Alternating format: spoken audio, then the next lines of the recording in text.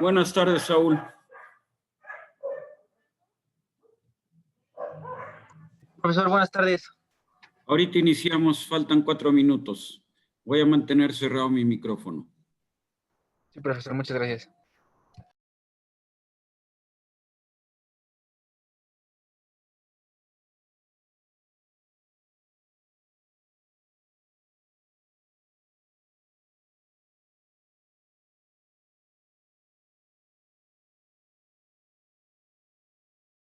Profesor, Dígame usted. ¿usted trabajó en la industria manufacturera? Sí, así es. ¿Por cuánto Así es. tiempo? A mí me tocó trabajar en fundición, me tocó trabajar en plásticos, fundamentalmente en esas dos.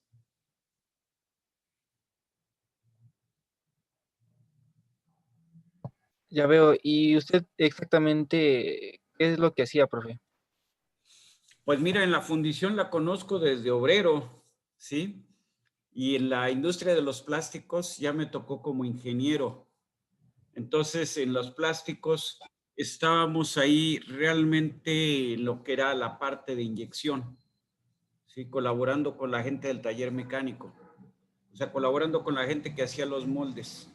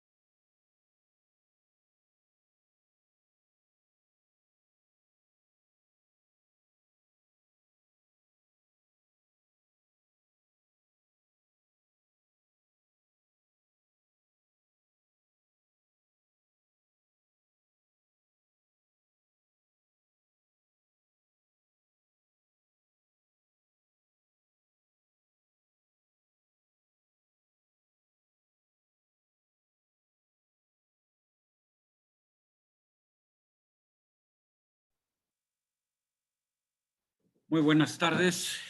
Vamos a iniciar con la sesión del día de hoy. Estamos hoy aquí a 15, ¿no? Si mal no me equivoco, hoy es 15 de octubre de este 2020. Dado que para el sábado, si mal no recuerdo, tienen que entregar la tarea, entonces lo primero que voy a hacer es precisamente poner en pantalla la tarea para ver qué dudas hay, para que no haya ningún problema ya al momento de estarla haciendo. Muy bien. Entonces tenemos primera pregunta.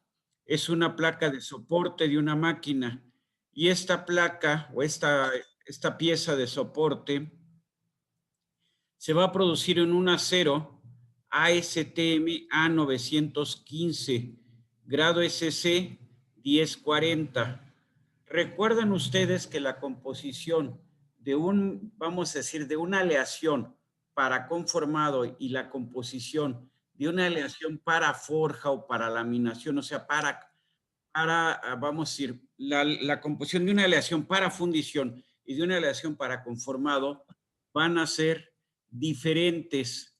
¿Por qué tienen que ser diferentes? Porque ¿cuál es la propiedad que necesitamos nosotros en el caso de que la pieza sea fundida? Necesitamos que su viscosidad sea mínima, o dicho de otra manera, que su fluidez o que su flabilidad sea lo máximo posible a la temperatura a la cual se va a colar. Entonces, en un acero, cuando lo vamos a hacer por colada, lo que vamos a aumentar es el contenido de silicio, ¿sí? Normalmente un acero a lo mejor tendría 0.2 de silicio, 0.25. Entonces, en un acero para colada puede tener hasta 0.6 de silicio. Esa es simplemente información general. Entonces, tenemos un acero 1040. Entonces, podríamos ver nuestro diagrama hierro-carbono y más o menos ver para un 0.4% de carbono cuál es la temperatura de fusión y por lo tanto un estimado de la temperatura de vaciado que necesitamos para esta pieza. Hasta ahí espero que no haya ningún problema. Dice, este material presenta una densidad de 7,800 kilogramos por metro cúbico. Después de su maquinado será templado y revenido para alcanzar una resistencia a la tracción de 750 megapascales, un límite de excedencia de 670 y una dureza de 50 Rockwell C. Si es una base de una máquina, bueno, puedo suponer que va a haber deslizamiento de otras piezas sobre esta base, entonces por eso se requiere esa dureza tan elevada para tener una muy buena resistencia al desgaste. Ahora bien, esto en sentido estricto, desde el punto de vista de nuestro problema, no nos interesa, es información adicional. En la planta se cuenta con cajas de moldeo de 1,80 por 80 por 35 por 25. A ver, ¿qué significa? La caja es de 1,80 por 80, largo y ancho. Altura, un lado tiene 35, una semicaja tiene 35 de altura, son centímetros, y la otra tiene 25, ¿sí? Largo, ancho y altura de las semicajas. Les piden método de producción, volumen de la pieza, masa de la pieza, dimensión de la caja de moldeo. Bueno, pues esa ya no hay mucho que hacerle. Pues, déjenme ver. La pieza es de 1,50 y tenemos una caja de 1,80, está bien. Luego por el otro lado es de 60 y tenemos una caja de 80, está bien. Y luego tiene una altura de 25 en total y tenemos dos semicajas de 35 y 25. Entonces, pues, funciona perfectamente, no hay ningún problema en ese sentido. Hasta ahí no sé si vamos de acuerdo. O sea, realmente la dimensión que tiene la caja que hay en la planta es suficiente.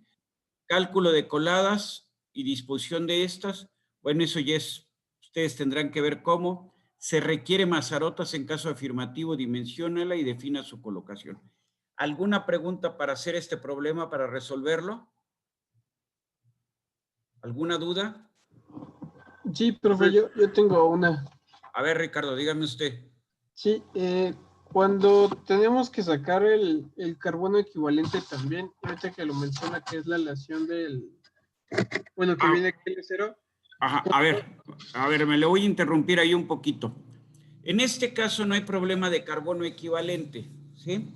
El carbono equivalente, acuérdense que si ustedes tratan de ver la fluidez, el diagrama que les di de carbono equivalente es para fundiciones de hierro, no para ceros. Entonces ese diagrama no nos sirve. ¿Puede haber un diagrama de fluabilidad en la red? Pues seguramente puede haberlo. No lo sé ahorita, pero la intención no es que se fueran por ese lado. No sé si con eso está la idea. Ustedes tienen una expresión para calcular el tiempo para el caso de tener fundiciones de acero. Si no, chéquenla o revisamos el tema. Debe de haber una expresión para calcular el tiempo de colada. Entonces, ahí esa expresión nada más les hablaba, si mal no recuerdo, de la masa de la pieza y del espesor. Y en función de esos dos parámetros se sacaba, vamos a decir, o se definía ya el tiempo de la colada. No sé si con eso sea suficiente, Ricardo. Sí, profe, sí, creo que, bueno, hay que checar bien esa parte. Exactamente. No podemos usar las expresiones que usamos para fundición gris porque se trata de un material que tiene una viscosidad diferente.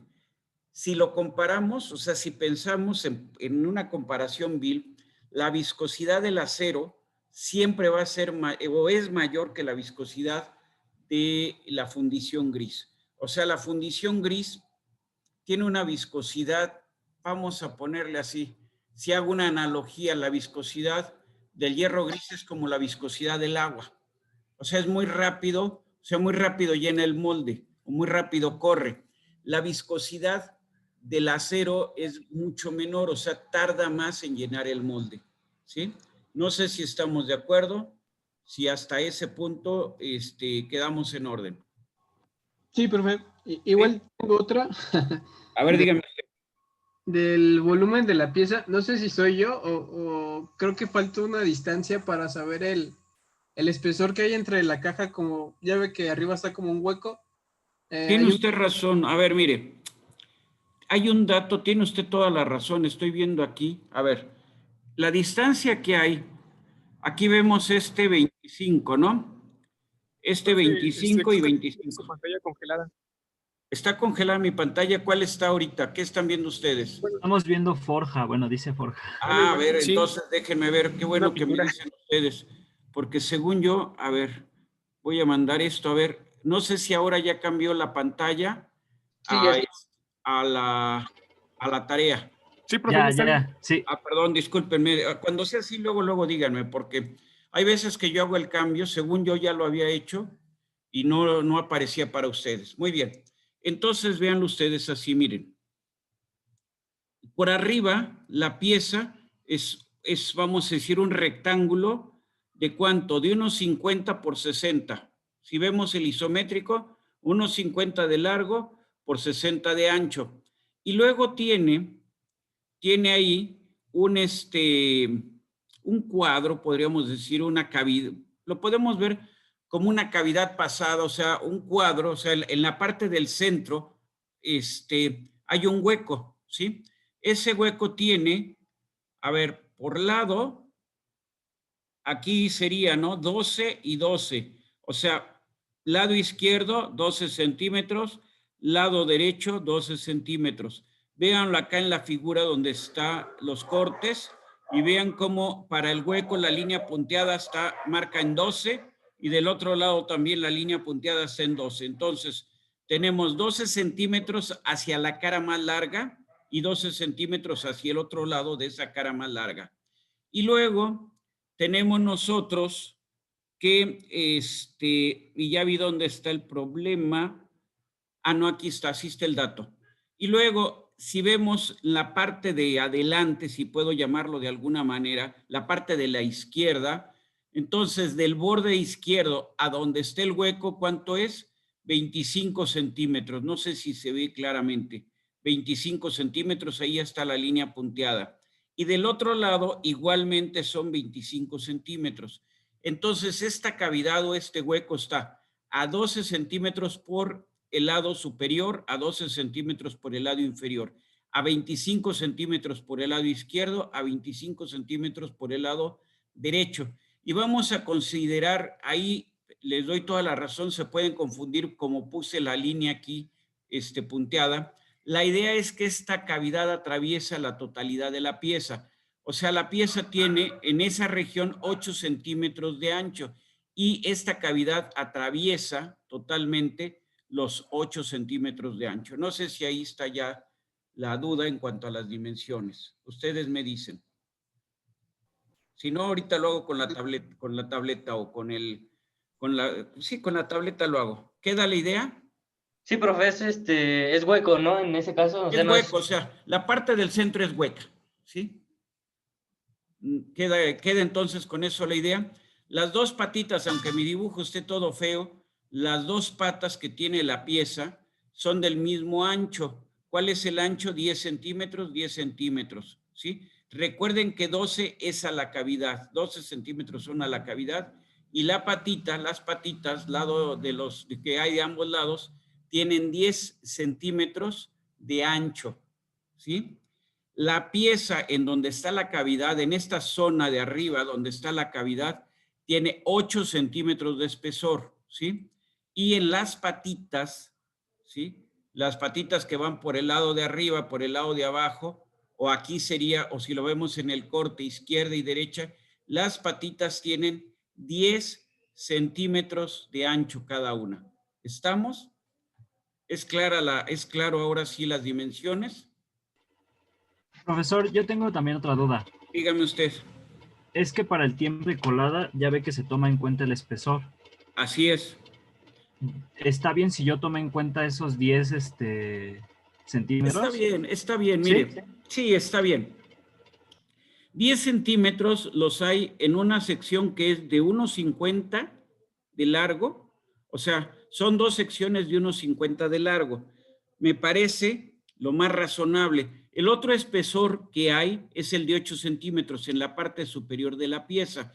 Entonces, alguien me puede decir, ingeniero, yo tomé, hice la semisuma, sumé 8 más 10 y lo dividí entre 2, tomé 9. Realmente no debe de haber gran cambio en los tiempos si tomamos un espesor de 8 o de 10.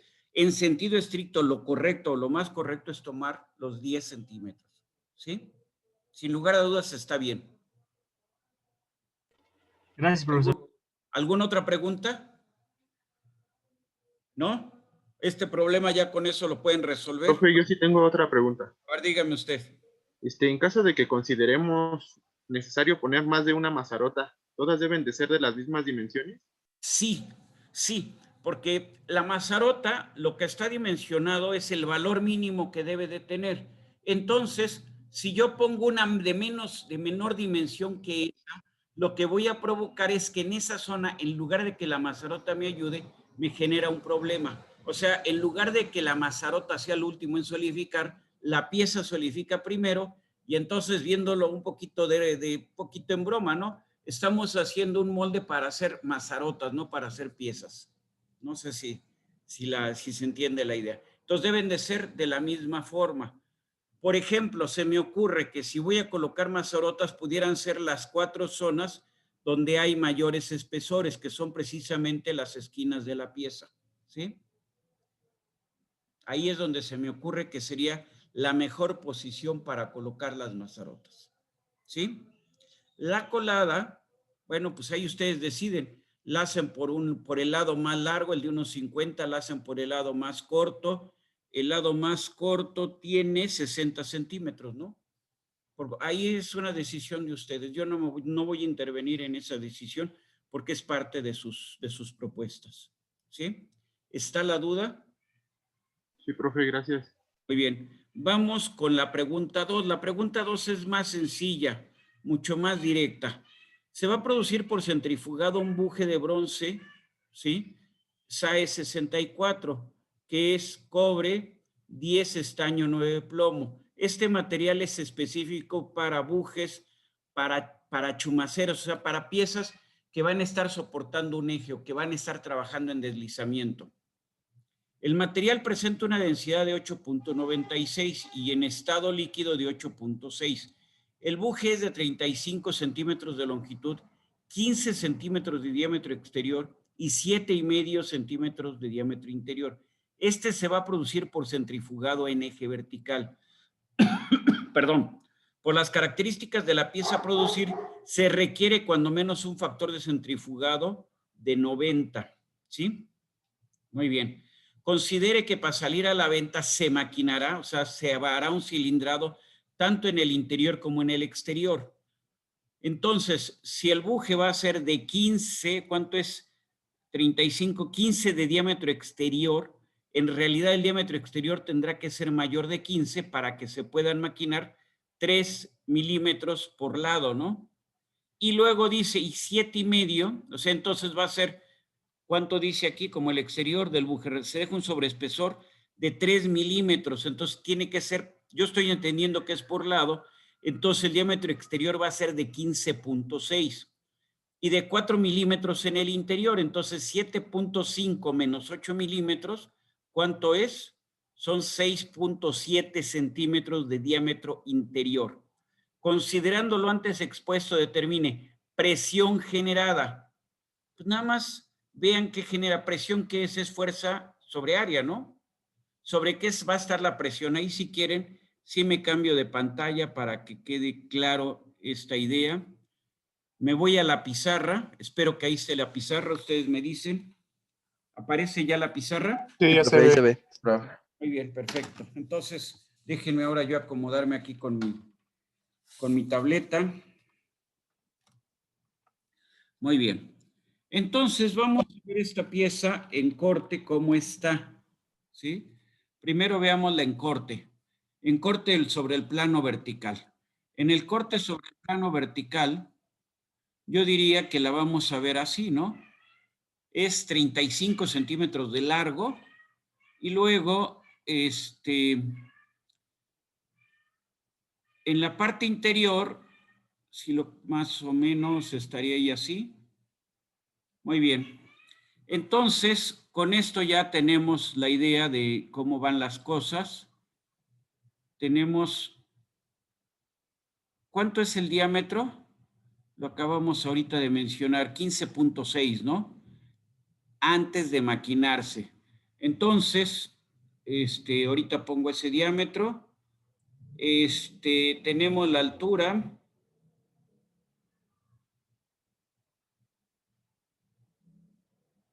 Más o menos ahí está la altura.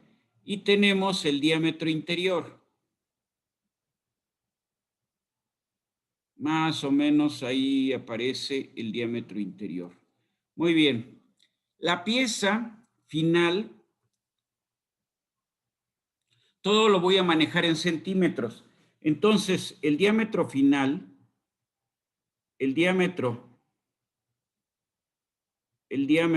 final ya maquinada es de 15 centímetros. Entonces, el diámetro al que nosotros vamos a hacer la pieza fundida va a ser de 15 más un cierto sobreespesor para maquinado, 15.6. La altura en realidad va a ser de un poco más de 35. En realidad aquí tendría que ser de 35.6. Y el diámetro interior, ¿cuánto era? Bueno, esta altura tiene que ser 35 ya maquinada. Ahí ya maquinada. Entonces, ese 35.6 es la altura de la pieza que sale de fundición. Luego, el diámetro interior, ¿cuánto tiene? Ya maquinado va a tener no 15, tiene 7, ¿qué era? 7.5, ¿no? Ustedes corríjanme. Muy bien. Sí, está bien. 7.5, ¿verdad? 7.5. Entonces, para dejar material para que yo pueda maquinar, no la voy a hacer fundida de 7.5, sino le voy a quitar 8 milímetros. Entonces le voy a restar menos 0.8 milímetros. ¿Por qué se los voy a restar? Porque acuérdense que es material que yo dejo en excedente. Entonces, en lugar de dejarla de 7.5, la voy a dejar de 6.7, ¿no? Entonces, todas mis acotaciones son centímetros. Ahora vemos otra cosa, vemos en el corte. Muy bien. En el corte, yo tengo un primer círculo que es vamos a decir, representa nuestro diámetro interior. Y tengo, más o menos voy a poner aquí así, espero que me quede concéntrico, más o menos ahí está concéntrico. Va a tener un cierto hueco, no me gustó, lo veo como cargado de un lado. Lo voy a volver a hacer. Lo movemos, no sé si ahí está más o menos centrado. Bueno, ahí está la pieza. Muy bien. Ahora ustedes, ¿cómo la van a obtener esta pieza? ¿A través de qué la van a obtener? Bueno, lo que nosotros vamos a hacer es que la pieza esté girando durante su fabricación, mientras esté en estado líquido. Y vamos a tener que la G es igual a 90. Muy bien. esto es igual a omega cuadrada R sobre la aceleración de la gravedad, ¿no? Entonces, perfecto, ya tenemos esto. Ahora, ¿qué tenemos que visualizar? Muy bien. Al momento que estamos centrifugando, ¿qué se va a producir o qué se va a generar? Lo que se va a generar, perdón, aquí vamos a tener una cierta fuerza, que es la fuerza centrífuga, ¿no? O sea, la fuerza centrífuga, ¿hacia dónde va? Hacia afuera, ¿no? Muy bien, ¿y la fuerza centrífuga cuánto vale? La fuerza centrífuga va a ser ¿cuánto? La fuerza centrífuga es la masa, pero la masa ¿qué es? Es la densidad por el volumen, ¿no? Por omega cuadrada R. Y lo que nosotros queremos saber, lo que nos están pidiendo es la presión. Entonces, esto es el área. ¿Y el área de quién es? Pues es el área exterior, diámetro exterior, pi por diámetro exterior al cuadrado, sobre 4. Perdón, aquí estoy diciendo una barbaridad. Esto no es cierto. Esto no es al cuadrado. Pi por diámetro, ¿qué es? Es perímetro, ¿no? Y entonces, ¿qué me falta para que sea área aquí? La altura. La altura, ¿sí? En realidad, el volumen va a ser ¿cuánto? Puedo hacerlo con integrales, todo muy bonito, o lo puedo hacer así, el resultado va a ser lo mismo. El volumen va a ser igual a pi diámetro exterior al cuadrado menos diámetro interior al cuadrado. Ese es el volumen. Eso sería el área, la sección transversal, por la altura. ¿Conocemos los diámetros y conocemos la altura? Sí. ¿Esto a qué nos da igual? Nos da la presión o la fuerza, la presión que se ejerce por efecto del centrifugado. ¿Hasta ahí estamos bien? Ah, y aquí nada más me faltó es volumen, me faltó algo aquí, ¿no? Desde luego que me falta ahí algo. Estoy hablando de diámetros, entonces esto me queda dividido entre 4, ¿no? Entonces aquí me faltó dividir entre 4. Ahí estamos. Hasta ahí vamos. Profesor, Dígame usted. ya ve, bueno, en la parte donde tenemos la masa por omega al cuadrado, el radio que indica ahí, ¿qué radio es? Esa es una muy buena pregunta. A ver, ¿dónde voy a tener la máxima? O sea, en realidad, aquí sí es donde valdría la pena hacer el proceso de integración. O sea, por estar haciendo yo las cosas rápido, tiene usted toda la razón, no las estoy haciendo bien. Entonces yo tendría que poner así. Ahorita nada más voy a hablar de fuerza centrífuga. Y entonces tendría que ser una integral, debe ser una integral doble, desde 0 hasta la altura. Y otra integral desde radio interior hasta radio exterior. Y entonces tengo la densidad que es un escalar, ¿sí? Omega cuadrada, pues va a ser un escalar también. Densidad omega cuadrada. El volumen, entonces tiene que ser una diferencial de volumen, ¿no? La diferencial de volumen, ¿qué viene siendo? Viene siendo R de phi de R, ¿sí? R de phi de R, y aquí fíjense que esto me está faltando términos en la integral, y tengo que integrar en diferencial de H. Entonces, voy a borrar acá, para que no me quede todo apretado.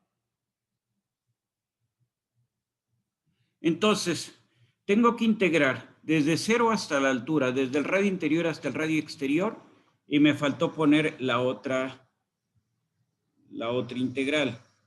tengo que integrar sobre todo el perímetro, ¿no? Es de 0 a 2pi.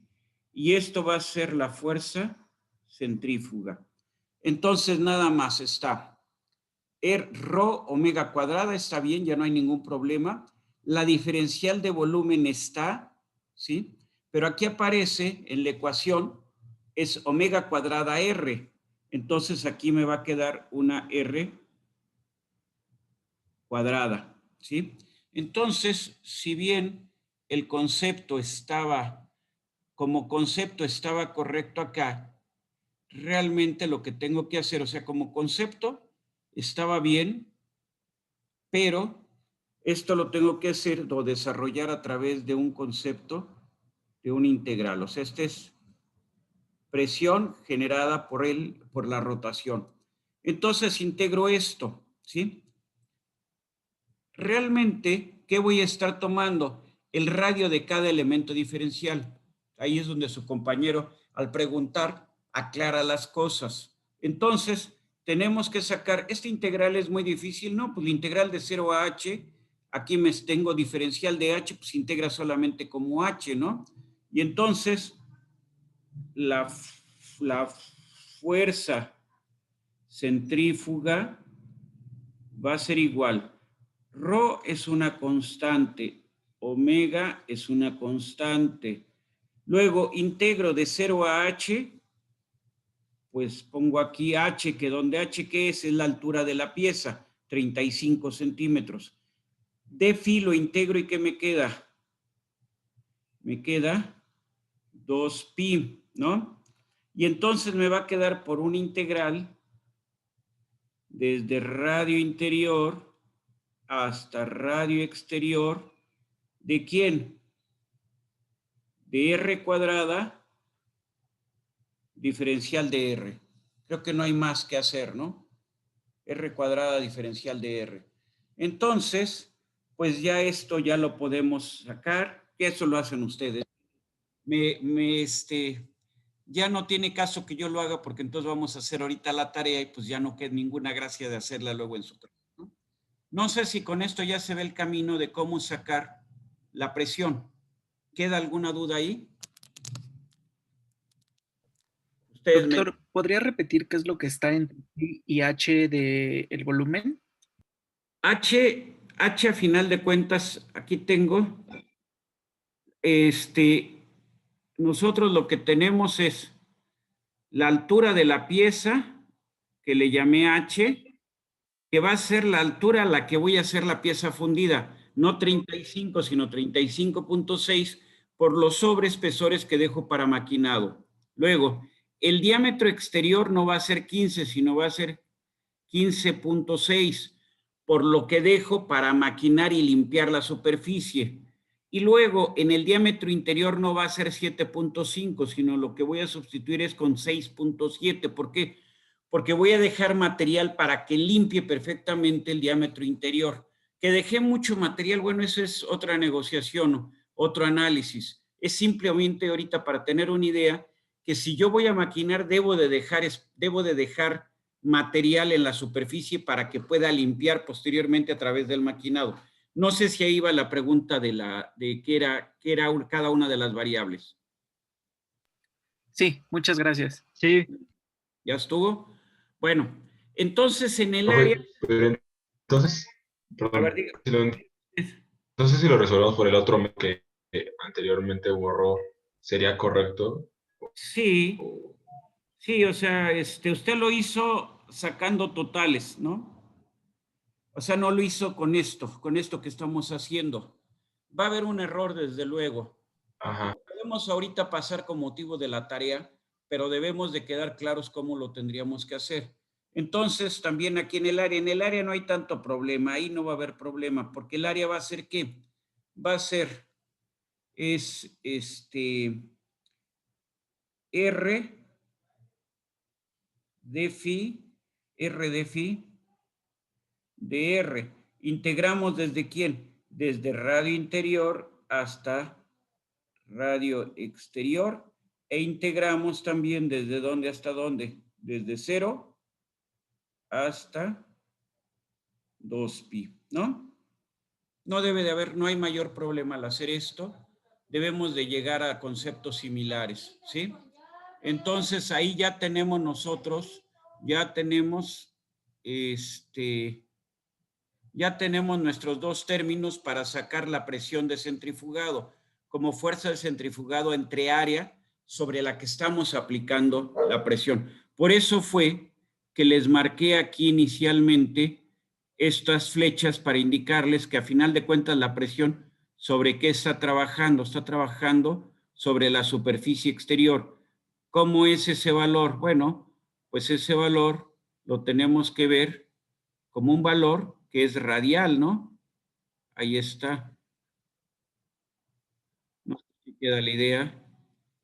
Es un valor que va radial.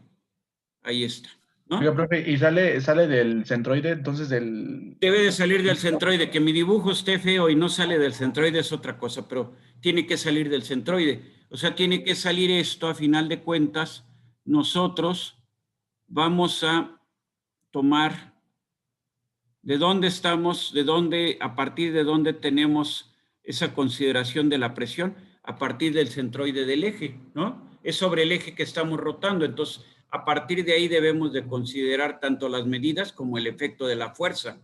¿Cuánto va a ser la fuerza centrífuga en el centro de la barra? Va a ser 0. ¿Dónde la fuerza centrífuga es máxima? En la superficie exterior, ¿no? ¿Está la idea? ¿Hay alguna duda?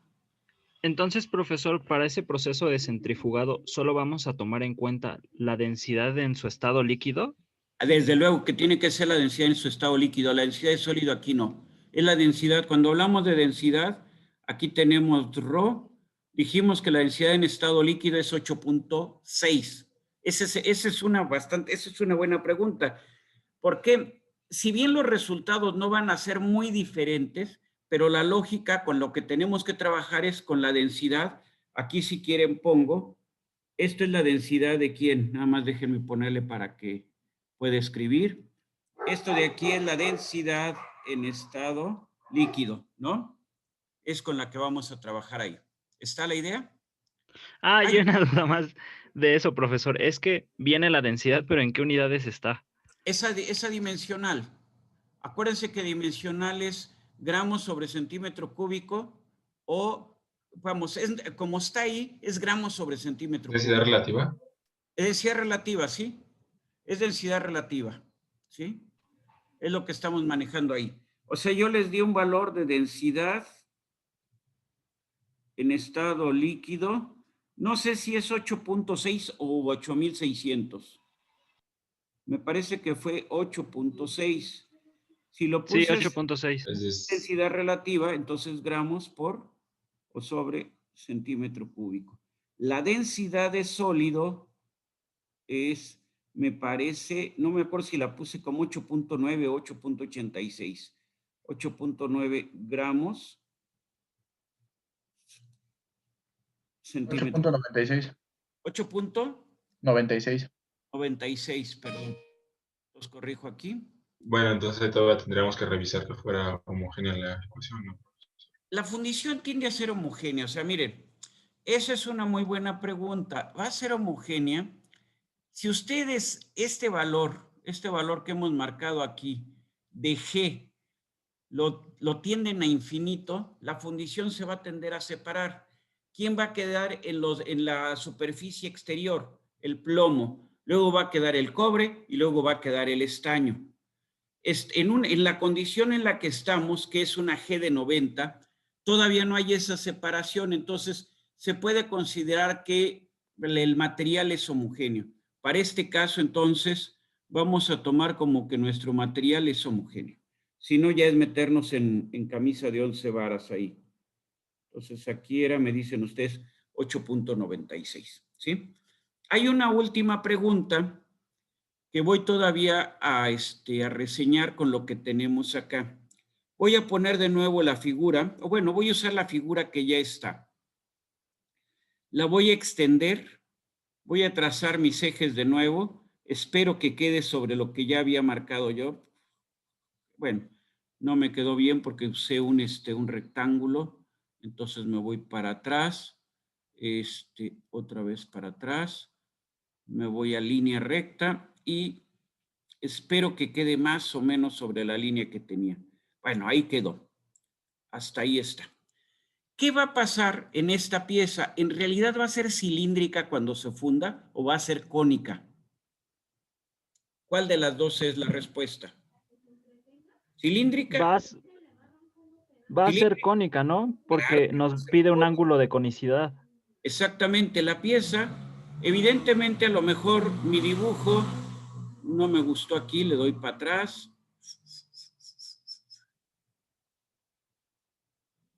No me sigue sin gustar. Vamos a ver más aquí. A ver si ahora sí. Bueno, no me sigue gustando mucho cómo está, pero más o menos está. O sea, la pieza en realidad, ¿cómo va a quedar? No va a quedar, la parte interna, la interna, no queda cilíndrica, sino queda cónica, ¿sí? ¿Por qué queda cónica? Porque hay dos fuerzas que se van a trabajar acá. Una fuerza, vamos a verla así, una fuerza es la fuerza centrífuga, ¿sí? ¿Por quién está dado? Por omega cuadrada R, ¿sí? Por la masa. Y otra fuerza, lo voy a poner aquí así. Bueno, está dada por la fuerza de gravedad. ¿Cómo es la fuerza de gravedad con respecto a la fuerza centrífuga? Para nuestro caso en particular. Esta fuerza horizontal o radial, como ustedes la quieran ver, es 90G, ¿no? No me gustó esa G. Vamos para atrás. La volvemos a poner. G. ¿Y aquí cuánto tengo? Tengo G, ¿sí? Muy bien. Entonces, lo que nosotros vamos a tener es que, a ver, normalmente la superficie de un líquido, ¿cómo es? ¿Cómo está? Vamos, a menos de que estemos en una... Normalmente tengo la superficie de un líquido, ahí está.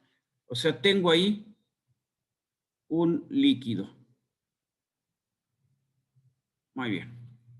Tengo aquí, entonces, un líquido. Muy bien. La superficie del líquido y la fuerza de gravedad, ¿cómo son? ¿Cómo es la gravedad con respecto a esta superficie? ¿Qué ángulo va a haber ahí? Es ortogonal, ¿no? Exactamente. Así es perpendicular. Muy bien. Entonces, aquí tengo la gravedad. Ya sé que va para abajo. Si quieren, lo vuelvo a poner para que no haya problema. Aquí está. Para que así nadie se moleste conmigo. Ahí está, ¿no? Muy bien. Pero ¿cómo es?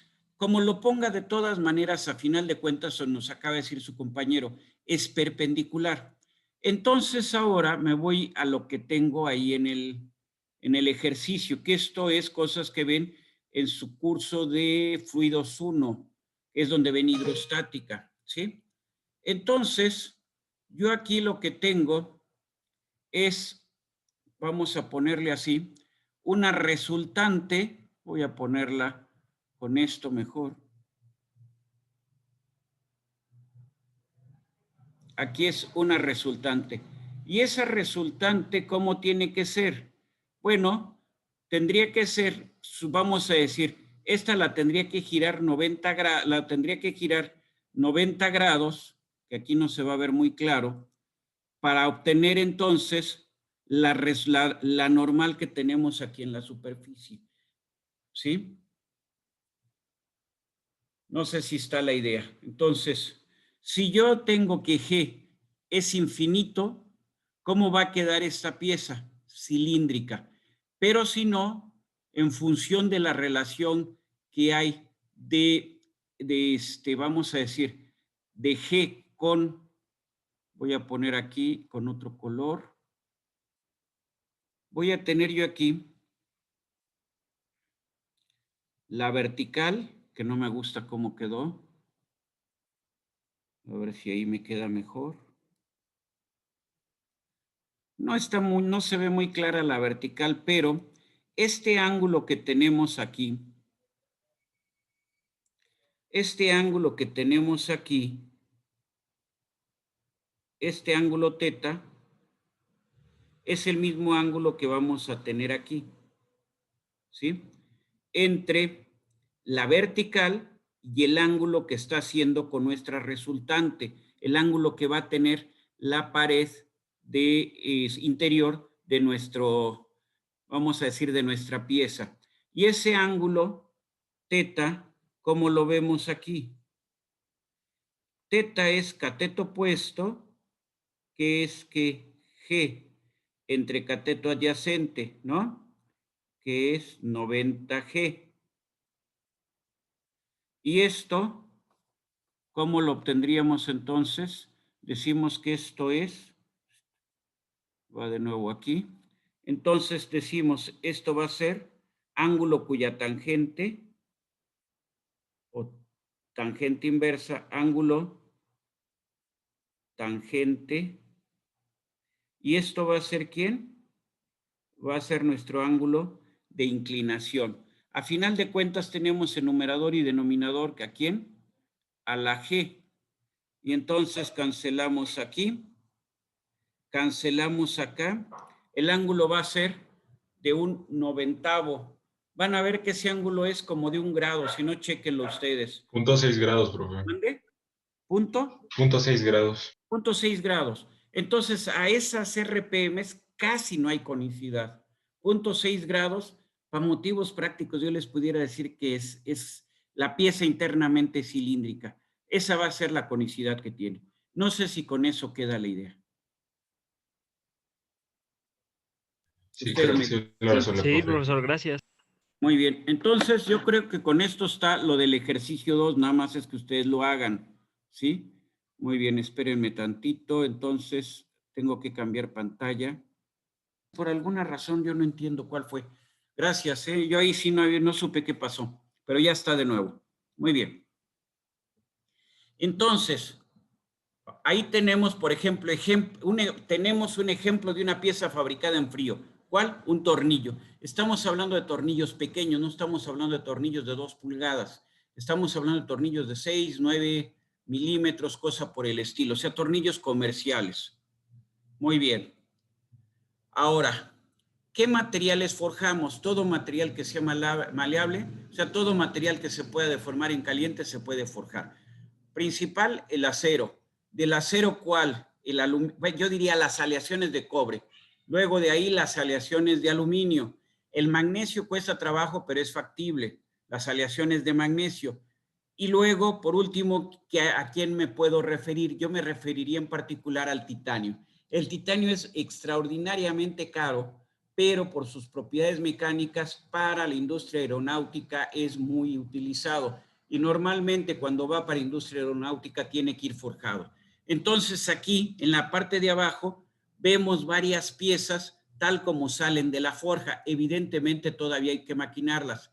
Y en la parte de arriba vemos piezas forjadas y maquinadas, ¿sí?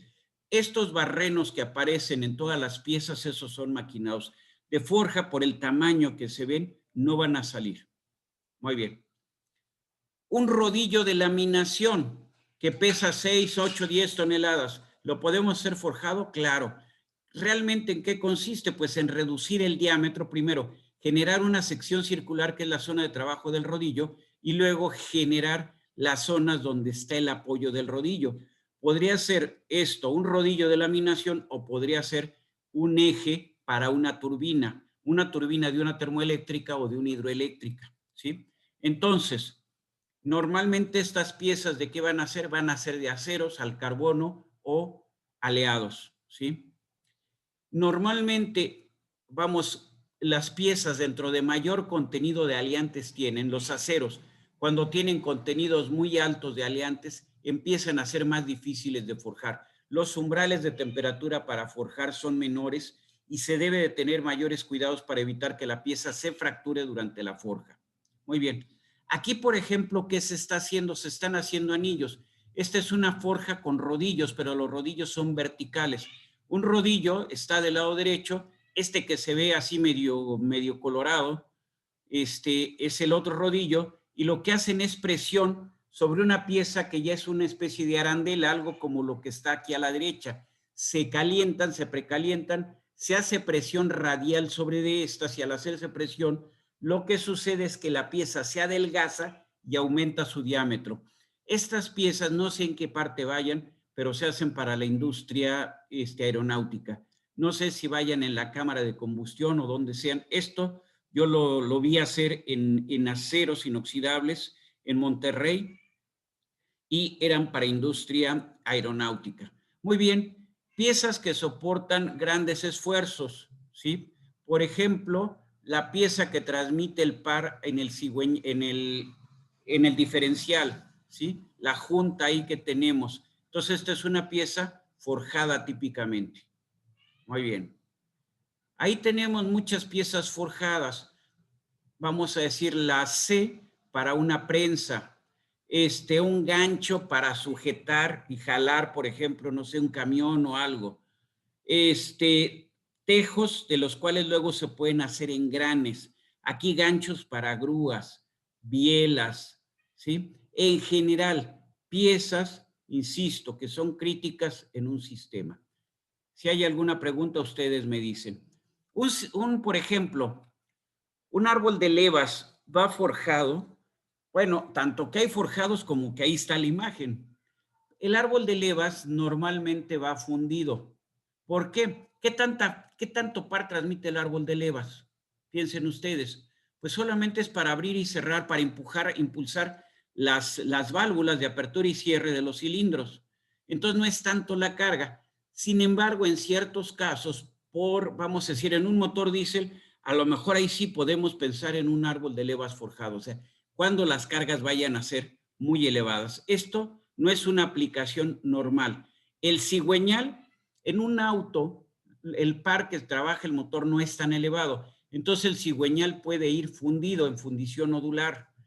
Pero si es el cigüeñal de un motor diésel grande, por ejemplo, un motor de 500 caballos, de 400 caballos, un motor para un camión, el cigüeñal es conveniente, es recomendable hacerlo forjado. ¿Por qué? Por el par que tiene que estar trabajando.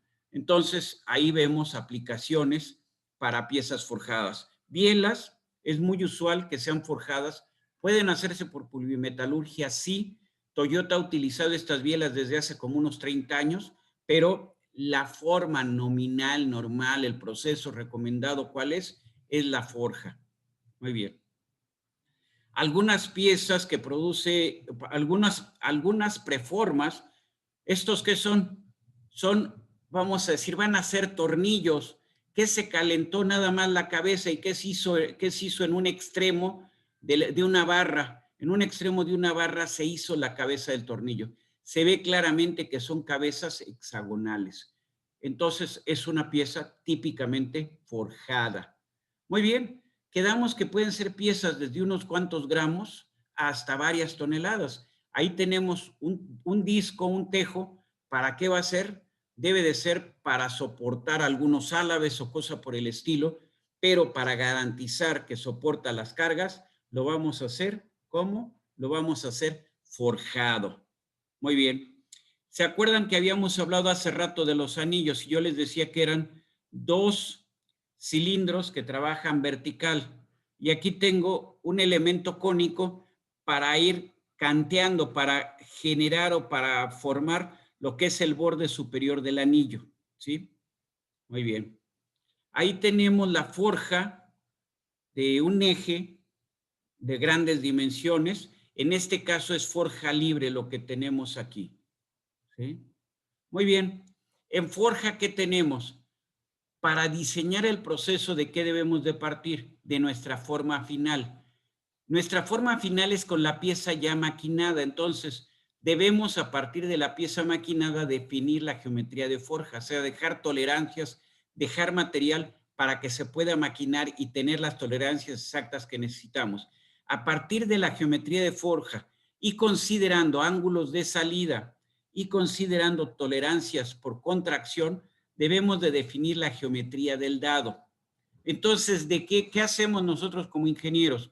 nos entregan el dibujo de la pieza terminada y en función de las tolerancias, pues nos queda muy claro dónde deben de ir maquinados y por consecuencia dónde debemos dejar material adicional.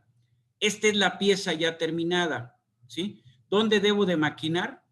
Pues donde voy a poner los cojinetes o los bujes, como ustedes lo quieran ver, donde van el buje, donde van los cojinetes, ahí debo de dejar exactamente a la medida de buje y de cojinete. Es más, deben de entrar con un poco de presión para que no se muevan de su lugar. ¿Qué parte también? Pues donde se unen las dos mitades de la biela. Entonces esa es la zona, o sea, la zona aquí donde ensambla. ¿Qué más tengo que maquinar? Pues donde van a pasar los tornillos, pues también lo tengo que maquinar, ¿sí? Entonces, de este dibujo defino una geometría del dado. Y una vez que defino la geometría del dado, procedo ya a la fabricación de las piezas y entro entonces ya en mi etapa de producción, ¿sí? Muy bien. A final de cuentas, habrá muchos paquetes que nos digan qué hacer o cómo hacer o que nos ayuden, nos pueden ayudar para ir dejando el sobredimensionamiento a partir del dibujo CAD que nos entregue diseño, ¿sí? Diseño nos entrega un archivo CAD con los dibujos y eso nosotros tenemos que ajustarlos a que tengamos ya la geometría que debe de tener el dado y tenemos que definir también las preformas para llegar a esta pieza. Muy bien, entonces quedamos, esa es la pieza, tenemos que definir, bueno, tenemos nuestro archivo CAD, tenemos a este archivo CAD que modificarlo para definir tolerancias, ¿sí? Muy bien. Para ver cómo vamos a hacer el dado, tenemos que revisar cuántas piezas nos está pidiendo producción y ya con eso vamos a hacer nuestro diseño de proceso, ¿sí? Diseño de proceso, ¿qué significa? Las geometrías en cada etapa que vamos a tener, o sea, la definición de etapas intermedias y geometría de estas y el diseño del herramental final. Entonces, a partir de esto también vamos a definir una materia prima. Pregunto a ustedes para terminar, ¿qué se les ocurre que fuera la materia prima para hacer esta pieza? ¿Qué usarían como materia prima? Ustedes son los ingenieros. Acero. Sí, pero ¿de qué forma? En un lingote. Un lingote, ¿de qué forma? Sí, un lingote cualesquiera, de cualquier dimensión. ¿Cómo se lo imagina a ustedes el lingote? Me imagino un lingote del espesor del... Va por ahí. Pues sí, Sí, a ver. un lingote del espesor del máximo de la pieza y de las dimensiones suficientes para que la englobe. Por ejemplo, un rectángulo en donde quepa esa biela. Así es. Un rectángulo que tenga una masa mayor que la biela, ¿sí? O vamos a decir un 20% mayor de la biela. Puede ser un rectángulo, estoy de acuerdo, puede ser una sección circular, una barra de sección circular. Entonces, a final de cuentas, lo que usted dijo es correcto. La altura de esa barra tiene que ser, usted lo ajustó a las dimensiones que tiene la pieza terminada. Tiene que ser un poco mayor, ¿sí? Para que aplastemos el material, ¿sí? Y quede todavía algo para que se pueda maquinar. Entonces es un poco mayor, no es exactamente igual. Muy bien, entonces vamos bien. Entonces nosotros lo que tenemos que hacer es, el número de etapas depende de cuántas piezas vamos a hacer. Y entonces a partir de eso definimos cómo van nuestros herramientales. Ustedes ya definieron la materia prima. Una barra de sección cuadrada con un espesor un poco mayor que el máximo que tiene la pieza ya terminada y con un volumen mayor 1.1 a 1.25, el volumen que va a tener ya terminada mi biela. Muy bien, ya definieron su materia prima. ¿Cuántas etapas intermedias? Vamos a hacer 1000 bielas, vamos a hacer 100,000 bielas, vamos a hacer 1,000,000 de bielas. Normalmente no se van a hacer 1000 bielas, ¿sí? Normalmente va a ser vamos, hay muchos modelos de motores que usan la misma biela, o cuando menos un motor durante toda su fabricación va a usar el mismo tipo de biela. Entonces son 4 o 6 bielas por motor, pues estamos hablando de cientos de miles de bielas normalmente. Entonces, cuando menos, vamos a tener 3 etapas de preformado, cuando menos 3 etapas de preformado, pensando en que son cientos de miles de piezas. Y esas etapas nos van a permitir distribuir el material, porque aquí en la parte más ancha necesito más material que el que tengo en la parte más angosta. Entonces, distribuir y ir proporcionando, ir distribuyendo el material poco a poco. Entonces, definimos nuestras etapas intermedias que quedamos que serán más o menos unas 3. Y luego una etapa final que nos da la pieza, ¿sí? Muy bien. De la etapa final, la pieza nos va a quedar con rebabas, entonces necesitamos un troquel para quitar la rebaba. Y si la pieza ya la mandamos a producción y nos la libera a producción, entonces podemos decir que nuestros dados han sido fabricados correctamente y podemos proceder ya a la fabricación en masa de nuestra pieza, ¿sí? Entonces, a final de cuentas, estas eran las restricciones. Bueno, esto aquí voy a empezar la próxima clase mejor, para no cansarlos más. ¿Alguna pregunta de lo que hemos visto? No, profe. ¿No? No, profe. Bueno, pasen buen fin de semana, hagan la tarea, acuérdense que es una obligación, yo ya les eché la mano, entonces no hay pretexto de no hacerla. Muy bien, entonces entreguen su tarea, dígame usted. El sábado tenemos todo el día para entregarla, ¿verdad? Todo el día, o sea, el sistema en automático se debe cerrar a las 12 de la noche, pero no se esperen al sábado en la tarde, háganlo, entréguenle de una vez, cárguenle en la mañana para cualquier problema o a mediodía, no esperen a las 10 de la noche, por favor, ¿sí? Vale, profe. ¿Hecho? Órale. Profe, mándeme usted. Para los, hay una bibliografía que pone usted en las presentaciones que es MSAHU, MSAHWO, que es de McGraw-Hill. No sé si nos los podría proporcionar un poco más con el título del libro para buscarlo. Ah, sí, cómo no. Te lo proporciono el martes. ¿Me acuerdas? Me voy a traer por aquí los libros de este. Ah, ya sé cuál es el que me dices. Es este. Es el de colada, ¿no? Sí, justamente. Es este, sí. Es Principios de colada de metales. Es el SAHU, ¿no? Es de McGraw-Hill, tercera edición, es del 2014, si mal no recuerdo. No sé si se ve ahí. Sí, se ve. Si quieres, dejo de ahí está. ¿Sí? Está, ¿sí se ve el libro? Sí. Entonces, este es Principles of Metal Casting. Es MAHI, MAHI, SAHU, SAHWO. Y es McGraw-Hill, tercera edición.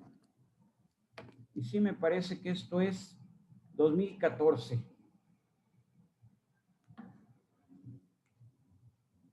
Sí, es 2014. Entonces, aquí está, espero que sí se vea. ¿Sí?